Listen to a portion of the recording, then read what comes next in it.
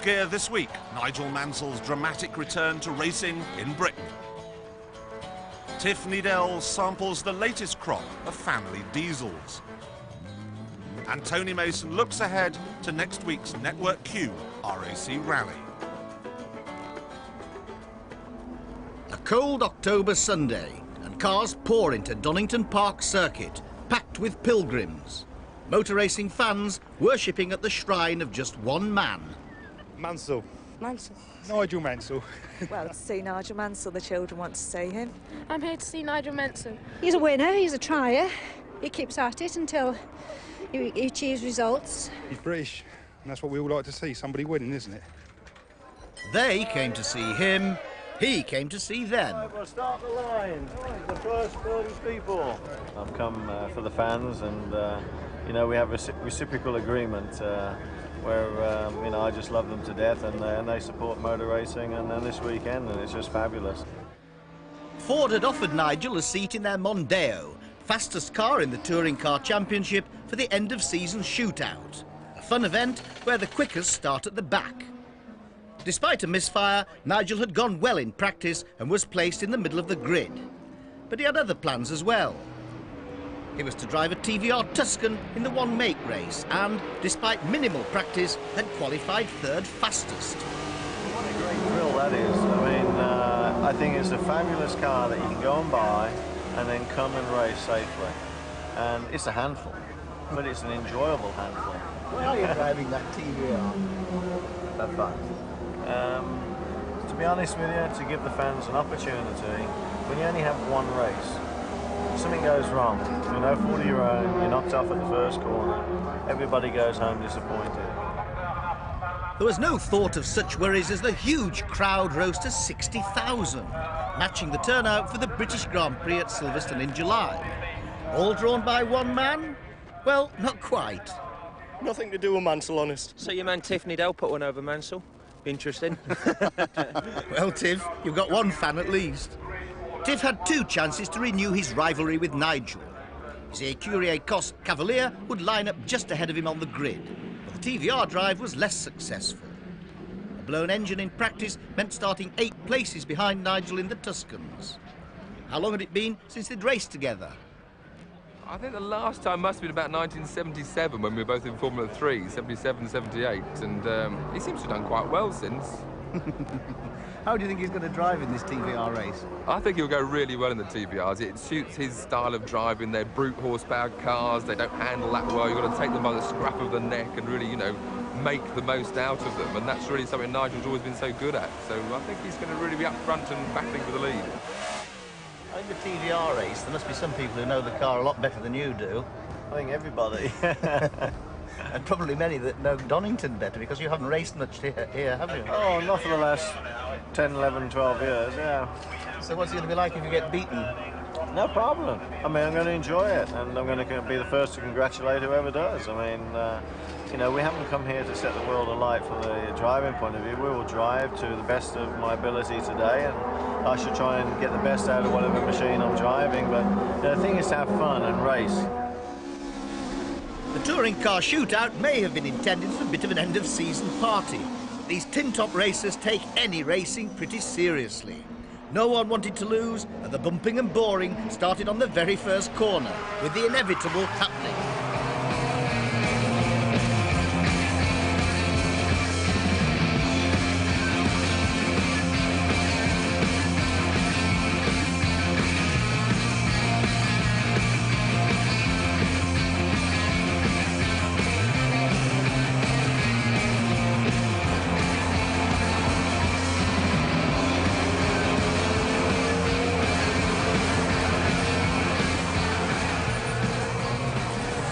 Nigel was enjoying himself, watching all the antics going on about him and learning how the front-wheel drive Mondeo behaved on the limit. It was obviously a different kettle of fish to Formula 1 and Indy cars, and he got somewhat out of shape at the old hairpin, letting Steve Soper's BMW through. But his main problem was being slowed by a dodgy fuel pump, and from lying a lowly 7th, he was pleased that the pace car came out to bunch everyone up and put him back in contention. With 25 laps gone and the engine back on song, Nigel was on a charge and the crowd loved it. Back past Soper one lap to claim 4th place, and on the next up to 3rd, muscling past Tiff on the same bend and pushing him onto the grass into the bargain. In the kerfuffle, Steve Soper slotted through as well. It looked like a charge to the front, except that this time the slide at the old hairpin was too wild to control. Steve and Tiff tried to slip through on the left, but Tiff didn't make it. It was a major shunt, and the race was stopped immediately while Nigel was carefully removed and taken to hospital, suffering from concussion and severe bruising. When the race was restarted, Tiff's Top Gear teammate David Leslie came home first, while Tiff found his own battered and bruised Vauxhall wouldn't turn right properly, and he fell back to finish 6th. Still, he was happy to have come through the Mansell drama in one piece. He was on a charge and he dive-bombed me at Redgate. I tried to hold him off. We exchanged wing mirrors and I found myself on the grassy bit while he was still on the tarmac. So Soper got by me as well, and we charged down the hill in that or into the old hairpin with Nigel had a Soper and me. And Nigel just went for the big send through the old hairpin, obviously on a charge trying to catch up. Just got it sort of rally drivers sideways, but unfortunately, even if the rally driver boys think they can catch him, Tony, when they're 45 degrees sideways with front-wheel drive, you ain't going anywhere but off. And Steve and I both thought he was going to go straight off to the right, so we went to go by him on his left, and Steve got through, and just then Nigel went this big tank slapper back across in front of me. And I just caught the back of him as I went bouncing through, and that just sort of pitched him even worse right into the Starkey's Bridge parapet. It was a big shunt. It wasn't the happy ending the crowd had been hoping for, and it left a hole on the grid for the TVR race. But fortunately, Nigel was able to fly home to Florida the following day, where he later reflected on the incident. I view that this accident was avoidable, and I didn't go off on my own. I want that stated. I was helped off the last bit quite significantly to have the accident of the magnitude I had. And, you know, motor racing is regrettable, and I hold nobody or any parties at fault. But when I saw the other car on film hit me as hard as it did, then it's obviously, I understand now why I went off in the manner I did. Tiff, of course, has his own considered reaction to this analysis. Well, I have to say I was rather disappointed to hear Nigel's comments. I went off the racing line and did everything I could to avoid hitting him. But after all, I was there to win the race, and a racing driver always looks to take advantage of other drivers' mistakes. You don't just stop in your tracks as soon as another competitor gets into trouble. Besides, I haven't heard Nigel apologising for ruining my day. Despite all the hoo-ha, Nigel's British fans will be hoping that it doesn't affect his earlier intention to come back and race in Britain again next year. If the fans would like me to come back and race in similar races again next year, we shall try and structure it and do at least one again. They are talking very significant contracts to drive the TVR for Mondial. So, I mean, it's just such a lucrative deal I can't turn down.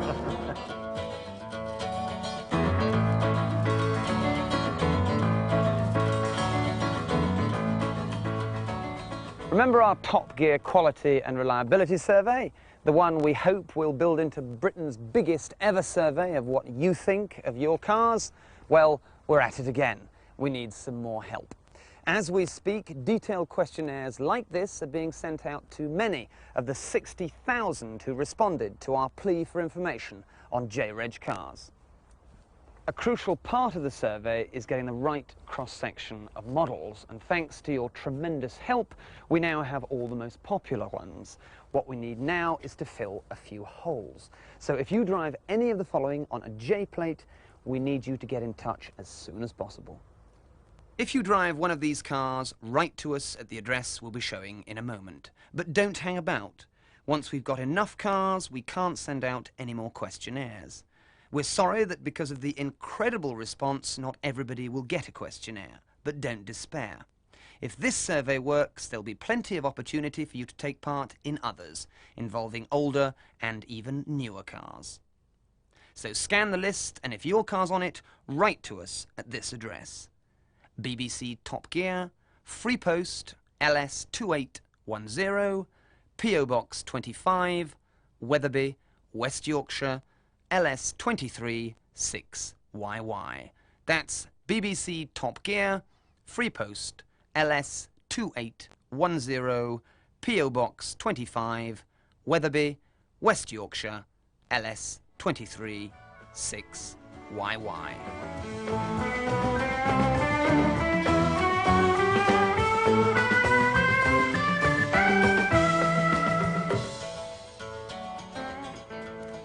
Jeremy Clarkson thinks they're a complete waste of time. They should only be used for pulling articulated trailers up motorways or ploughs across fields. Chris Goffey, however, thinks they're wonderful. He uses one every day. He finds them economical, reliable and environmentally friendly. What are they? Diesels. So, who do they ask to settle the argument? The racing driver. Mind you, to soften the blow, they've given me 3 turbocharged models to evaluate. BMW's very latest 325 TDS, Citroen's Xantia and Ford's Mondeo. This 1.8 GLX costs £13,500, and I could have bought a 1.8 16-valve petrol engine version for the same money. Got an extra 26 horsepower, gone from 0 to 60 over 2 seconds faster. So it's simple. Diesels are slow, Jeremy's right, end of story. But Chris will quickly point out that it's not as simple as that. You've got to take into account depreciation and running costs. For these, we must look at our Quentin's new car guide. He reckons on the average owner keeping a new car for about 3 years and doing 40,000 miles before selling up. And at the moment, it's predicted that the diesel Mondeo will hold 52% of its value, while the petrol version only retains 44%. So their owners are £1,084 worse off due to depreciation. The diesel does 46.3 miles to the gallon, the petrol 36.8. And so they'll use an extra 223 gallons and another £500. So, although Clarkson is getting there quicker, Goffey is saving nearly £1,600 over 3 years. Put another way, given the same amount of money to spend over that 3-year period, Jeremy would only have about £12,000 to spend on his new car, so he could only afford the basic 1.6 16-valve, and that's slower than Chris's turbo diesel from 0 to 60. Advantage Goffey. So on balance, the diesel turbo gives better performance for the same cost. What about actually driving it? Well, there's not much response below 2,000 revs at all. You actually have to stir it up, get the revs up in order to get that acceleration. And with a diesel, you have to be careful because over 4,500 revs, the power suddenly drops off very quickly. And in fact, the red line on a diesel rev counter doesn't mean to say you're about to damage the engine. It means you're going to run out of power. Now, Citroën have an advantage in this diesel game because the French have been diesel crazy for years. Nearly 40% of new cars in France are diesels, while in Britain the figure is rising fast, from under 10% in '91 to nearly 20% now. This Xantia 1.9 TD SX costs £14,200, and you can get a 2.0i petrol version for the same money, which, as with the Mondeo, leaves the diesel standing on performance. But on our 3-year plan, Mr. Goffey saves £1,700 and once again forces our Jeremy down to a 1.6i SX, and that means that Chris leaves him behind. So, thus far, the diesels are looking pretty good. And I find this Xantia even better than the Mondeo. It's quieter, it's got a little bit more power, and a fair bit more torque. It'll respond better at lower RPM when I accelerate without the need to change down. And although it's got the same sort of rev band as the Mondeo, it'll rev more freely and goes up beyond the 5,000 mark before really running out of power. Now, that extra torque is something that caravan owners love about diesels. It means they can pull up hills without losing speed, as the petrol versions do.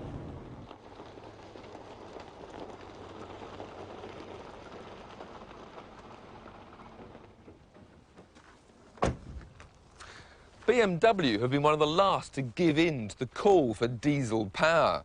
but they've quickly gained an excellent reputation for the smoothness and performance of their six-cylinder 2.5-litre engine.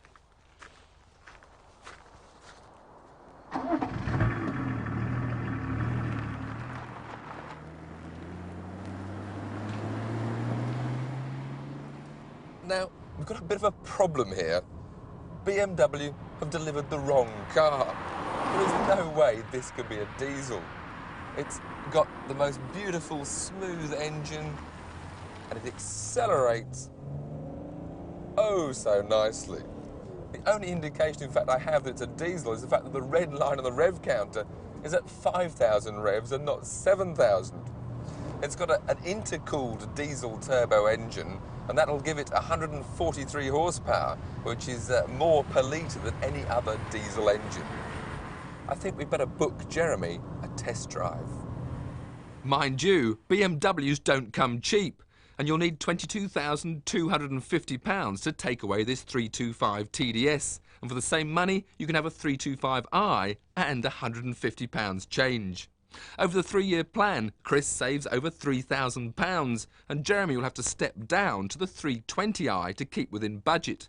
But this time, he still has a car that will out-accelerate his diesel opposition. First impressions, then, seem to favour the diesels. On the 3-year plan, I can outperform the petrol option with both the Ford and the Xantia. So, Goffey 2, Clarkson 1. But that's not quite the end of the story. This is the moment all diesel owners dread. The early morning start-up, the crackle of the cold engine and the cloud of black smoke it emits. This is the moment Clarkson's ego simply cannot handle.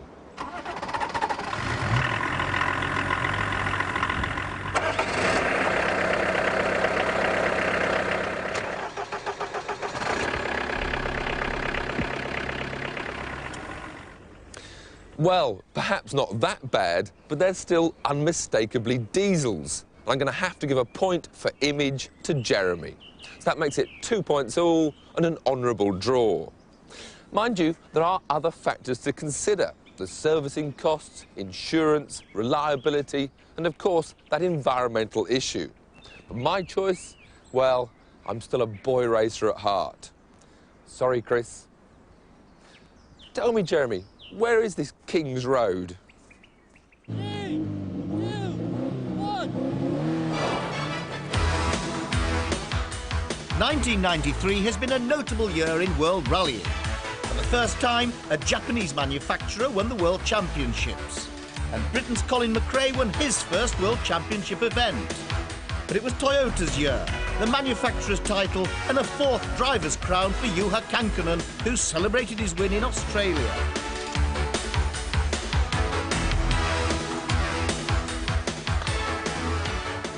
Surprisingly, the Toyota domination of the world rally scene this year hasn't been masterminded in Tokyo and controlled by the Japanese, but by one man from Sweden here in Cologne in Germany. For Uwe Andersson, it's the culmination of a lifetime's work. It had always been his dream to win the World Championship. In the 70s, he moved from being one of the best rally drivers in the world to start developing his own company based on a minor rally team which Toyota had set up in Belgium. What I asked for was to get the parts which they had developed. They had 4-valve engines, they had, you know, basically everything that was needed. And there was a workshop, there was all the service cars and everything was in Europe already. So we could take that over and got the parts they had in Japan, and then we went off on our own. At first, Andersson specialised in the rough, tough African rallies, driving in many of them himself. Toyota soon became the team to beat in Africa, with 3 wins in the Ivory Coast Rally and 3 in the famous Safari, all in the early 80s. Here in this huge 15,000 square foot building, there are no less than 100 different rooms and workshops, each with their own particular function. This one is purely concerned with engine building, and the 20 staff employed here are kept pretty busy because they build 120 engines every year. And when they're not busy building engines, they're busy testing them on not one, but 2 high-tech test beds. All components are tested to the limit, including this glowing turbo. Everything in this clinically clean establishment is analysed, measured and weighed incessantly, and in their search for perfection, it's often back to the drawing board. And if that doesn't work, there's always a computer at hand to further fine-tune the bits and pieces that make up a £250,000 rally car. It's a phenomenal operation, and despite all the computers and other paraphernalia, there's also a pretty big staff. Well, altogether we've got something over 200 people, and we're a multinational company. I think we have 17 or 18 different nationalities. We've got New Zealanders, Swedes, Poles, Czechs, French. We've got everything, but thankfully for me, they all speak English. That's the team language. How many of the team will go over to the RAC Rally? Altogether, we've got about 70 people working on the RAC in various capacities, spread between the service vans, the tyre trucks, the various specialist engineers, motorhomes, the driver's transport. There's quite a wide range of vehicles. And if you need anything extra to get the show on the road, you just go to the heavily laden shelves and get it. There are hundreds of bits of everything, and it's springtime all the year. This rack contains front and rear suspension units. Now, each one of these costs £6,000. So on this little shelf alone, you've got the price of the average British house. This year, the story's come full circle. After 20 years of running his own company, Uwe Andersson has sold it back to Toyota Japan. What was the reason? I think this scale of business cannot be controlled, especially from the financial viewpoint. Very difficult to control. So therefore, it's nice to be taken over by Toyota to secure the people working here. Then we can go together for the more constant basis of the operation. That is our intention. If you're still in any doubt about how big this £20 million outfit is, well, they're big enough to charter a jumbo jet and take the entire team off anywhere in the world. Now, if that jumbo was to turn east out of Cologne instead of going to more exotic climes, it would, in 1 hour 30 minutes, land at Prague, the beautiful capital of the Czech Republic. And just 40 miles north of Prague, dominating the town of Mladá Boleslav, is the gigantic Skoda factory. In Britain, we're all familiar with the good old Skoda jokes, but you don't think that I'm brave enough or daft enough to stand here in the Skoda factory and tell them, do you? But there's one area of Skoda's operation where there's absolutely no joke, and that's in the field of motorsport. It all began in 1906 when they started competing in rallies, road races and reliability trials. But you won't find the name Skoda on any of the entry lists of the time, because up until the mid-20s, the cars carried the name of Larin and Clement. In fact, it was another decade before the name Skoda really hit the world headlines. Skoda's greatest rally success came in the famous Monte Carlo rally. This rapide sports car won it outright in 1936. It's got an electronic gearbox, independent suspension, but the steering is extremely heavy. And you may wonder why I'm sitting on the right. Well, they used to drive on the right in Czechoslovakia until the Second World War. But it was in the 70s and 80s that the international rallying community, including myself, sat up and began to take notice as cars like these 130s started to pile up awards and championships for the Skoda factory.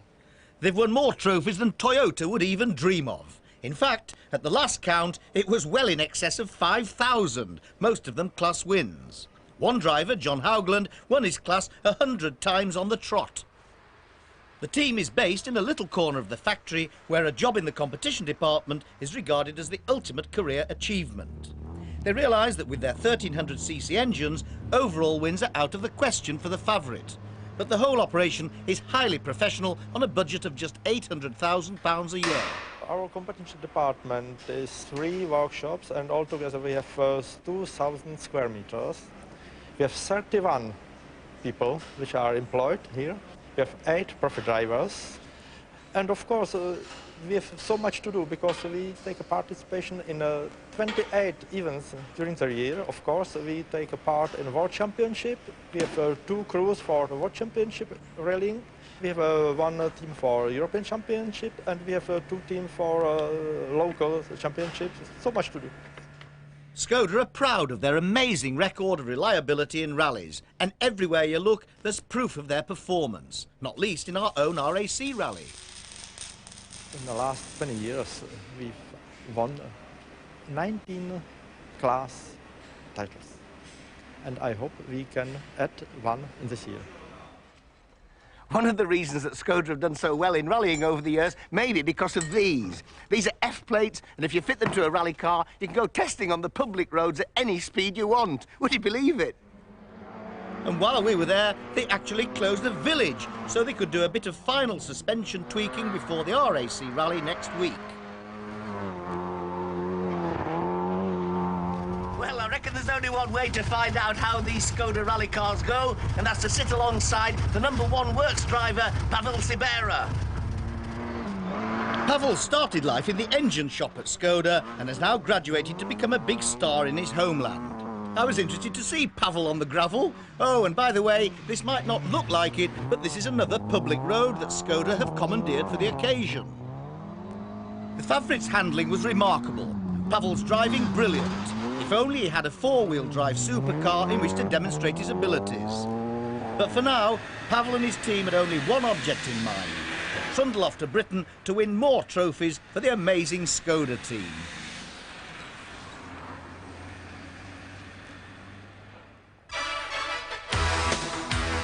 And we'll be keeping an eye on Skoda, Toyota and all the other entries in the Network Q RAC Rally with our extensive coverage on BBC Two. It begins on Saturday at 5:50 p.m. with our preview programme of the event, when I'll be talking to the top drivers as they prepare for the start in Birmingham.